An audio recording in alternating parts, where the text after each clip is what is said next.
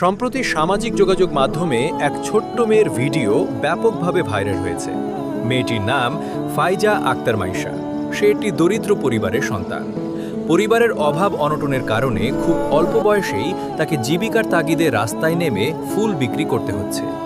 ভিডিওতে দেখা যায় মেয়েটি রাস্তায় দাঁড়িয়ে মানুষের কাছে ফুল বিক্রি করছে। তার নিষ্পাপ চেহারা, সরল কথা এবং জীবনের কঠিন বাস্তবতা মুহূর্তেই মানুষের হৃদয় ছুঁয়ে যায়। ফলে ফেসবুক, ইউটিউব ও টিকটকে দ্রুত ছড়িয়ে পড়ে তার এই দৃশ্য। হাজার হাজার মানুষ ভিডিওটি দেখে আবেগাপ্লুত হন এবং বিভিন্নভাবে প্রতিক্রিয়া জানান। ভাইরাল হওয়ার পর অনেকেই মেয়েটিকে নিয়ে নানা ধরনের মন্তব্য করেছেন।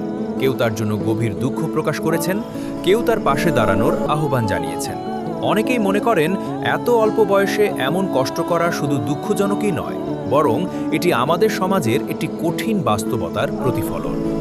এদিকে এই ঘটনার মধ্যেই একজন সহৃদয় ব্যক্তি মেয়েটির দায়িত্ব নেওয়ার ইচ্ছা প্রকাশ করেছেন। তিনি মেয়েটির পড়াশোনা, থাকা খাওয়া এবং ভবিষ্যৎ গঠনের দায়িত্ব নিতে আগ্রহ দেখিয়েছেন। বিষয়টি সামাজিক মাধ্যমে ইতিবাচক সাড়া ফেলেছে এবং অনেকেই এই উদ্যোগকে সাধুবাদ জানিয়েছেন। তবে এই ঘটনার আরেকটি গুরুত্বপূর্ণ দিকও আমাদের সামনে তুলে ধরে। আমরা আজ একটি শিশুর ভিডিও ভাইরাল হয়েছে বলে তাকে নিয়ে অসংখ্য ভিডিও তৈরি করছি, ভিউ বাড়ানোর জন্য নানা কন্টেন্ট বানাচ্ছি। কিন্তু আমাদের চারপাশে এমন আরও অনেক ফুল আছে যারা ফোটার আগেই জীবিকার চাপে ঝরে যাচ্ছে। তাদের দিকে আমরা খুব একটা নজর দিচ্ছি না। এটি আমাদের কাছে একটি প্রশ্ন রেখে যায়, আমরা কি সত্যিই মানবিকতার জন্য কাজ করছি, নাকি শুধুই ভিউ ও জনপ্রিয়তার পেছনে ছুটছি?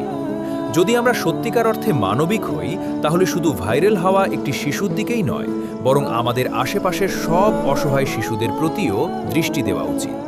হয়তো সবার গল্প ভাইরাল হবে না, হয়তো সবার জন্য ভিডিও বানালে ভিউও আসবে না, হয়তো তারা কখনো ভাইরালও হবে না, কিন্তু তাদের সাহায্য করা একটি মহান কাজ।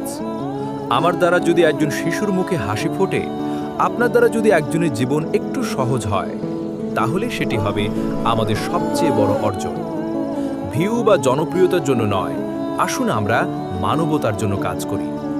আমাদের চারপাশে থাকা প্রতিটি অবহেলিত শিশুর দিকে সহানুভূতির দৃষ্টি দিই, তাদের পাশে দাঁড়াই। কারণ একটি ছোট সহায়তাও একটি শিশুর জীবনে বড় পরিবর্তন এনে দিতে পারে।